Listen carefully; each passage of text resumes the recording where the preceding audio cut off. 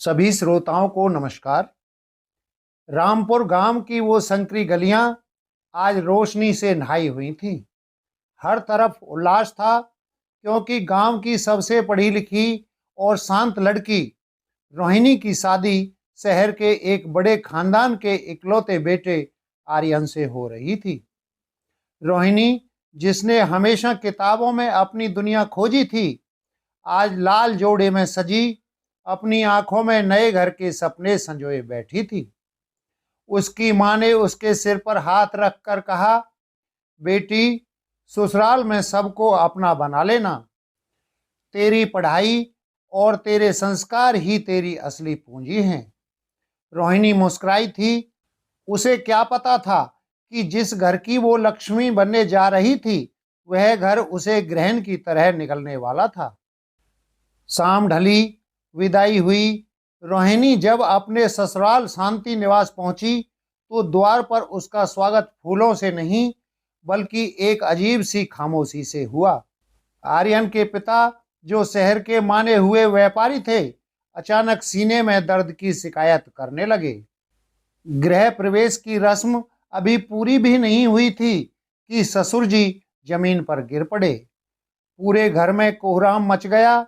जिस घर में मंगल गीत गाए जा रहे थे, वहां एम्बुलेंस का सायरन गूंज उठा।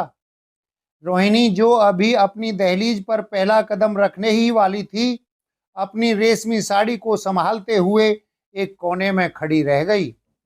उसकी सास कौशल्या देवी चिल्लाई, ये क्या अपशकुन लेकर आई है ये लड़की। कदम रखते ही अनर्थ हो गया। अस्पताल के सफेद गलियारों में आर्यन और उसका परिवार बदहवास दौड़ रहा था। रोहिणी भी पीछे पीछे थी, लेकिन उसे कोई पास नहीं आने दे रहा था। तभी डॉक्टर बाहर आए और भारी मन से कहा, आई एम सॉरी, हम इन्हें बचा नहीं सके।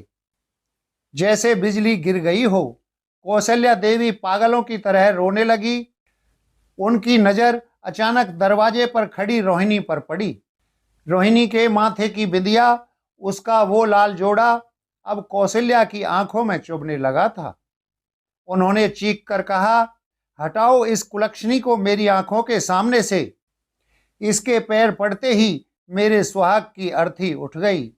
ये बहू नहीं, ये तो काल है, साक्षात मनहूस है ये। रोहिणी कांप गई। उसने उम्मीद भरी नजरों से अपने पति आर्यन की ओर देखा। उसे लगा आर्यन कहेगा कि मां, इसमें रोहिणी की क्या गलती। लेकिन आर्यन तो पत्थर बन चुका था। वह अपनी मां से लिपट कर रो रहा था, और उसकी नजरों में भी रोहिणी के लिए नफरत साफ दिख रही थी। घर वापस आते ही अंतिम संस्कार की रस्मों के बीच रोहिणी को एक कमरे में बंद कर दिया गया। उसे न पानी दिया गया, न सांत्वना। बाहर से सुनाई दे रही थी तो बस ताने मारने वाली आवाजें। अरे बहन, देखो तो सही, कैसी डायन आई है, आते ही ससुर को खा गई। रात के 2 बज रहे थे। रोहिणी कमरे में सिसक रही थी। तभी दरवाजा खुला। सामने आर्यन की मां और उसकी चाची खड़ी थी। उनके हाथों में रोहिणी का वो सूटकेस था जिसे वो बड़े चाव से लेकर आई थी। कौशल्या देवी ने कड़कती आवाज में कहा, उतार ये गहने, ये इस घर की अमानत है। तू इस घर के लायक नहीं है। अगर तू यहाँ और रुकी तो मेरा बेटा भी नहीं बचेगा। निकल जा अभी के अभी। रोहिणी गिड़गिड़ाई, माँ जी, मुझे मत निकालिए। इतनी रात को मैं कहाँ जाऊंगी, मेरा कोई दोष नहीं है। तभी पीछे से आर्यन की आवाज आई, माँ सही कह रही है रोहिणी, शायद हमारी तकदीर ही आपस में नहीं मिलती। चली जाओ यहाँ से, इसी में सबकी भलाई है। आर्यन के इन शब्दों ने रोहिणी के आत्मसम्मान को छलनी कर दिया। उसने अपनी आंखों के आंसू पोंछे, गहने उतार कर मेज पर रखे और बिना पीछे मुड़े अंधेरी रात में घर से बाहर निकल गई। बारिश शुरू हो चुकी थी। रोहिणी का लाल जोड़ा कीचड़ से भर गया था। वह भागते भागते स्टेशन पहुंची। वहां के बेंच पर बैठकर उसने समाज किस्मत और अपनी बेबसी पर घंटों आंसू बहाए। उसे लगा कि जीवन खत्म हो गया है, लेकिन तभी उसकी नज़र स्टेशन की दीवार पर लगे एक पोस्टर पर पड़ी, जिस पर एक महिला अधिकारी की तस्वीर थी और लिखा था, शिक्षा ही शक्ति है। रोहिणी ने अपने आंसू पोंछे। उसने मन ही मन कहा, आज तुमने मुझे मनहूस कहकर निकाला है, क्योंकि मैं कमजोर हूं, लेकिन एक दिन मैं लौटूंगी उस ओहदे के साथ जहां कोई मुझे उंगली दिखाने की हिम्मत नहीं करेगा। रोहिणी ने अपने पास बचे चंद रुपयों को मुट्ठी में भींचा और उस ट्रेन में चढ़ गई जो उसे एक अनजाने शहर, एक नई पहचान की ओर ले जा रही थी। पीछे छूट गया था तो मनहूस का ठप्पा, और आगे था संघर्ष का लंबा रास्ता। ट्रेन की गड़गड़ाहट के बीच रोहिणी की आंखें पथराई हुई थीं। वह शहर पहुंच चुकी थी, दिल्ली। एक ऐसा शहर जहां हजारों सपने रोज पलते हैं और हजारों दम तोड़ देते हैं। रोहिणी के पास न रहने का ठिकाना था, न कोई पहचान। उसके लाल जोड़े पर जमी धूल अब सूख चुकी थी, ठीक वैसे ही जैसे उसके आंसू सूख चुके थे। स्टेशन के बाहर निकलते ही उसे दुनिया का असली चेहरा दिखा। भूख से पेट में मरोड़ उठ रहे थे, लेकिन जेब में मात्र कुछ 100 रुपए थे।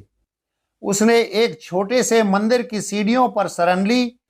वहां बैठी एक बूढ़ी औरत ने उसे देखा और पूछा, बिटिया, इस हाल में यहाँ क्या कर रही है? घर वाले कहाँ हैं? रोहिणी की आवाज रुंध गई। उसने बस इतना कहा, मेरा घर अब मेरा नहीं रहा माँ जी। मुझे बस काम चाहिए, सम्मान से जीने के लिए। अगले कुछ दिन रोहिणी के लिए नर्क जैसे थे।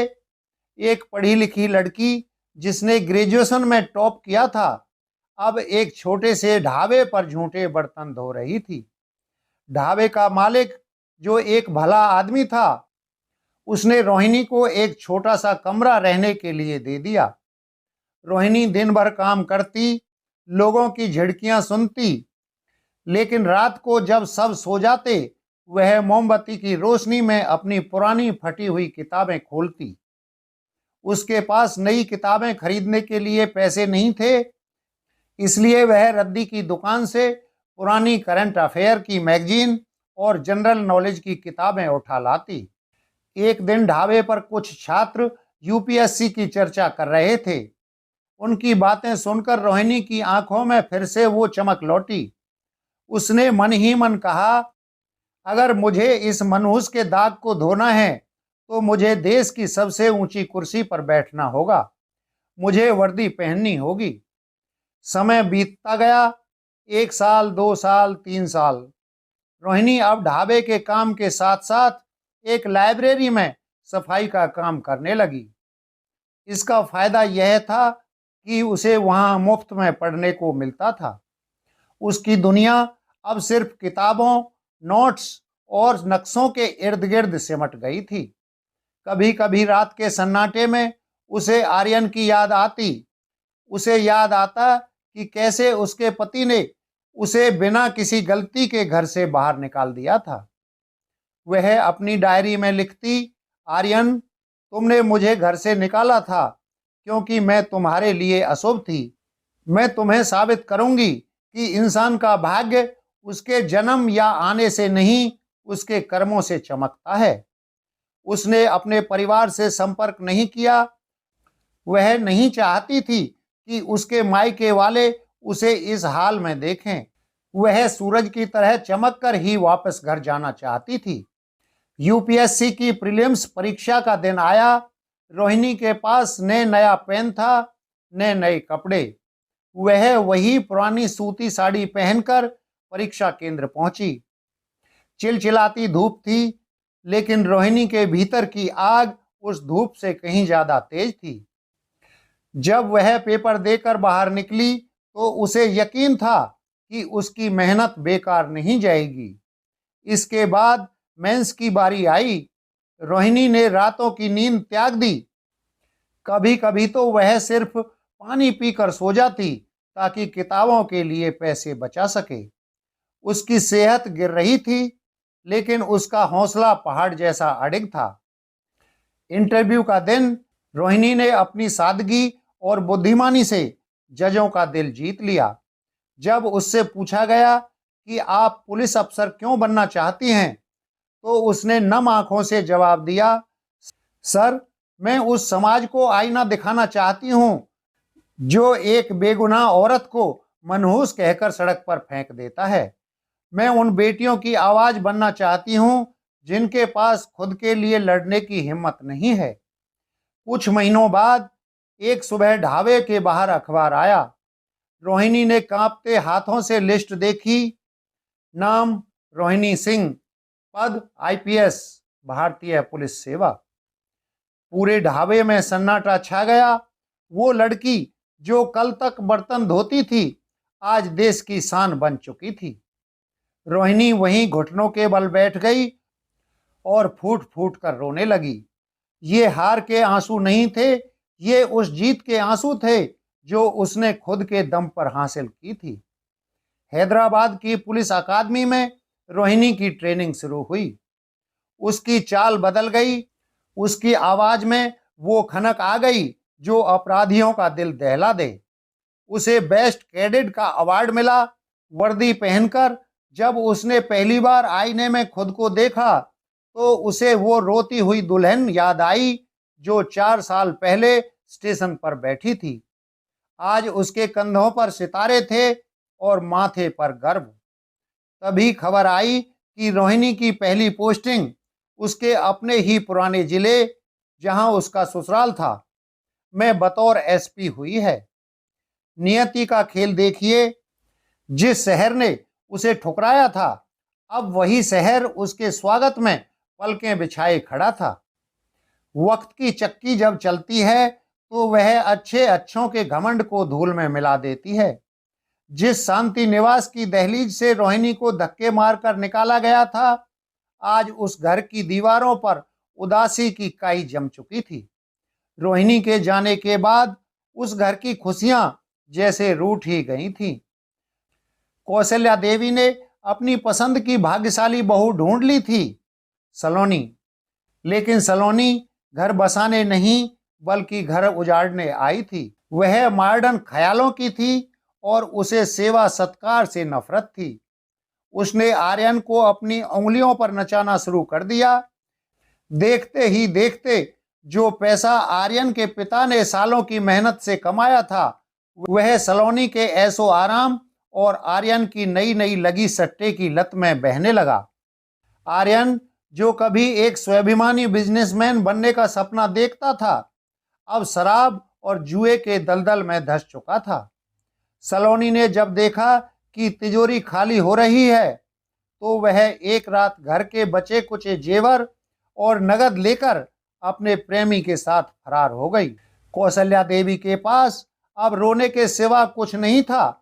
वह पड़ोसियों से कहती, हाय मेरी किस्मत फूट गई। लेकिन पड़ोसी पीठ पीछे फुसफुसाते, ये वही औरत है जिसने एक सती सावित्री बहू को घर से निकाला था, अब कर्मों का फल भुगत रही है। आर्यन पूरी तरह टूट चुका था। उसे काम मिलना बंद हो गया और कर्जदारों ने उसके घर के चक्कर लगाने शुरू कर दिए। भूख और कर्ज जब इंसान के सर पर नाचते हैं, तो वह सही और गलत में फर्क भूल जाता है। आर्यन ने अपनी जरूरतों के लिए छोटे मोटे अपराध करने शुरू कर दिए। वह अब उस गिरोह का हिस्सा बन गया था जो शहर की सूनी दुकानों के शटर उखाड़ता था। एक रात आर्यन के साथी ने उसे उकसाया, देख भाई, शहर के बीचों बीच जो गोल्ड पैलेस ज्वेलरी शॉप है, अगर वहां हाथ साफ कर लिया तो तेरी 7 पुश्तें बैठकर खाएंगी। सारा कर्ज उतर जाएगा। आर्यन की आंखों में लालच और मजबूरी का खून उतर आया। उसने हाँ कर दी। उसे नहीं पता था कि उसी दिन शहर की कमान एक नई पुलिस कप्तान के हाथों में आई है। पूरे जिले में एक ही नाम की चर्चा थी, आईपीएस रोहिणी सिंह। उनकी वर्दी की कड़क और उनके फैसलों की तेजी ने अपराधियों की रातों की नींद उड़ा दी थी। रोहिणी ने चार्ज लेते ही साफ कर दिया कि इस शहर में कानून का राज होगा, किसी गुंडे या रसूखदार का नहीं। रोहिणी ने अपनी पुरानी पहचान को पूरी तरह दफन कर दिया था। वह अब किसी की बहू या पत्नी नहीं थी, वह सिर्फ देश की रक्षक थी। उसने जिले के हर थाने को अलर्ट मोड पर डाल दिया था। वह खुद सिविल ड्रेस में रात को गश्त पर निकलती थी ताकि अपराधियों की नब्ज पहचान सके। अमावस्या की रात थी, भारी बारिश हो रही थी। आर्यन और उसके 3 साथी गोल्ड पैलेस के पीछे वाली दीवार फांदकर अंदर घुस गए। उनके हाथों में कटर और नकाब थे। जैसे ही उन्होंने तिजोरी का ताला काटा, अलार्म बज उठा। पूरे इलाके में सायरन की आवाजें गूंज गईं। आर्यन घबरा गया। उसने भागने की कोशिश की, लेकिन पुलिस की गाड़ियों ने दुकान को चारों तरफ से घेर लिया था। मुठभेड़ हुई, गोलियां चलीं। आर्यन के साथी तो भाग निकले, लेकिन आर्यन फिसल कर गिर पड़ा और पुलिस के हत्थे चढ़ गया। एक सिपाही ने उसकी पीठ पर डंडा मारते हुए कहा, बहुत बड़ा चोर बनता है, चल थाने, अब मैडम ही तेरा हिसाब करेंगी। रात के 3:30 बज रहे थे। आर्यन को घसीटते हुए कोतवाली लाया गया। उसे लॉकअप के अंदर धकेल दिया गया। उसका चेहरा धूल और खून से सना था, बाल बिखरे हुए थे। वह बार बार कह रहा था, साहब मुझे छोड़ दो, मैं चोर नहीं हूं, मैं मजबूर हूं। तभी थानेदार ने फोन पर सैल्यूट मारते हुए कहा, जी मैडम, मुख्य आरोपी पकड़ा गया है, आप आ रही हैं? जी ठीक है। थानेदार ने आर्यन की तरफ देखकर थूका और बोला, तेरी किस्मत ही फूटी है रे, आज एसपी साहिबा खुद नाइट पेट्रोलिंग पर हैं, बस 5 मिनट में यहाँ पहुँचने वाली हैं। दुआ कर कि वे सीधे जेल भेज दें, अगर रिमांड पर लिया तो तेरी खाल उधेड़ देंगी। आर्यन खौफ से कांप रहा था। उसे अपनी माँ की वो बात याद आई जब उन्होंने रोहिणी को मनहूस कहा था। आज उसे लग रहा था कि असली मनहूसियत तो उसके अपने कर्मों में है। कोतवाली के बाहर सफेद जिप्सी आकर रुकी। नीली बत्ती की रोशनी बारिश की बूंदों में चमक रही थी। जैसे ही सिपाही ने फुर्ती से दरवाजा खोला, एक पुलिस अफसर की टोपी और चमकदार सितारों वाली वर्दी में एक शख्सियत बाहर निकली। वह और कोई नहीं, आईपीएस रोहिणी सिंह थी। उनके जूतों की खनक ठक ठक ठक पूरे थाने में गूंज रही थी। हर सिपाही और हवलदार अपनी जगह पर सीधा तनकर खड़ा हो गया। रोहिणी के चेहरे पर एक गजब का अनुशासन और गंभीरता थी। उन्होंने सीधे इंस्पेक्टर के केबिन की ओर कदम बढ़ाए और पूछा, कहाँ है वो मुख्य आरोपी? सुना है शहर के सबसे बड़े सुनार की दुकान में सेंध मार रहा था। इंस्पेक्टर ने डरते कांपते हुए इशारा किया, मैडम, लॉकअप नंबर 2 में बंद है। बहुत शातिर लग रहा है, अपना नाम तक सही नहीं बता रहा। रोहिणी ने हाथ की थामी हुई स्टिक को मेज पर रखा और धीरे धीरे लॉकअप की ओर बढ़ी। लॉकअप के भीतर फर्श पर एक शख्स सिर झुकाए बैठा था। उसके कपड़े फटे हुए थे, चेहरे पर मिट्टी और पसीना था। जैसे ही रोहिणी सलाखों के पास पहुंची, उन्होंने कड़क आवाज में कहा, चेहरा ऊपर करो, कानून के सामने नजरें झुकाने से गुनाह कम नहीं होता। आर्यन ने धीरे से अपना सिर उठाया। जैसे ही उसकी नजर सामने खड़ी अफसर पर पड़ी, उसके फेफड़ों की हवा जैसे थम गई। उसे लगा जैसे उसने कोई भयानक सपना देख लिया हो। रोहिणी, उसके गले से एक घोंटी हुई आवाज निकली। दोस्तों, कहानी पसंद आ रही हो तो सब्सक्राइब का बटन दबा दें और वीडियो को लाइक करें। आपके इस छोटे से प्रयास से हमें नई ऊर्जा मिलती है। पूरे थाने में सन्नाटा छा गया। सिपाही एक दूसरे का मुंह ताकने लगे। रोहिणी की आंखों में एक पल के लिए पुरानी यादों का तूफान उठा। वो रात जब उसे धक्का मारकर निकाला गया था, वो स्टेशन की बेंच, वो भूख और वो जिल्लत। लेकिन अगले ही पल उनकी आंखों में कर्तव्य की चमक लौट आई। आर्यन सलाखों के पास दौड़कर आया और गिड़गिड़ाने लगा, रोहिणी, तुम तुम इतनी बड़ी अफसर बन गई। देखो मेरी हालत। सलोनी मुझे लूट कर भाग गई। माँ बीमार है, घर बिकने की कगार पर है। मुझे बचा लो रोहिणी, मैं तुम्हारा पति हूँ। मुझे इस काल कोठरी से निकालो। रोहिणी के चेहरे पर एक ठंडी मुस्कान आई। उन्होंने शांति से कहा, मिस्टर आर्यन, इस वक्त आप एक अपराधी हैं और मैं एक पुलिस अफसर, और एक अपराधी का कोई रिश्ता नहीं होता। तभी खबर मिली कि आर्यन की मां कौशल्या देवी थाने पहुंच चुकी है। वह बदहवास अंदर आई और इंस्पेक्टर के पैर पकड़ने लगी। साहब, मेरे बेटे को छोड़ दो, वो चोर नहीं है। इंस्पेक्टर ने उन्हें झिड़कते हुए कहा, अरे ओ बुढ़िया, पीछे हट, देख सामने कौन खड़ा है। जिले की कप्तान साहिबा हैं, इन्हीं से बात कर। कौशल्या देवी ने जैसे ही हाथ जोड़कर ऊपर देखा, उनके मुंह से चीख निकल गई। सामने वही मनहूस बहू खड़ी थी जिसे उन्होंने 4 साल पहले घर से बाहर फेंका था। रोहिणी ने अपनी सास की ओर देखा और कहा, माँ जी, याद है आपने कहा था कि मेरे कदम पड़ते ही घर में मातम छा गया। आज देखिए, आपके बेटे के अपने कर्मों ने उसे कहां पहुंचा दिया। अब बताइए, असली मनहूस कौन है? वो बहू जिसने मेहनत करके सम्मान कमाया, या वो बेटा जिसने लालच में आकर अपना जमीर बेच दिया? कौशल्या देवी फूट फूट कर रोने लगी। उन्होंने रोहिणी के पैर पकड़ने की कोशिश की, लेकिन रोहिणी पीछे हट गई। आर्यन चिल्ला रहा था, रोहिणी, एक मौका दे दो, मैं सुधार कर लूंगा। रोहिणी ने इंस्पेक्टर की ओर मुड़कर देखा और बुलंद आवाज में कहा, इंस्पेक्टर, इस मुजरिम पर डकैती और हथियार रखने की सुसंगत धाराओं में केस दर्ज कीजिए। कल सुबह इसे कोर्ट में पेश किया जाए।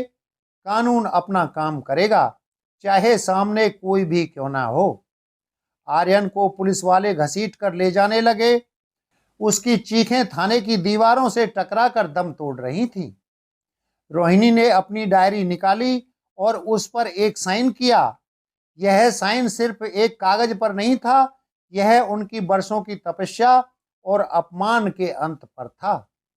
अगले दिन अखबारों में खबर छपी, लेडी सिंघम ने पकड़ा लुटेरों का गैंग। अपने ही अतीत को नहीं आने दिया फर्ज के बीच।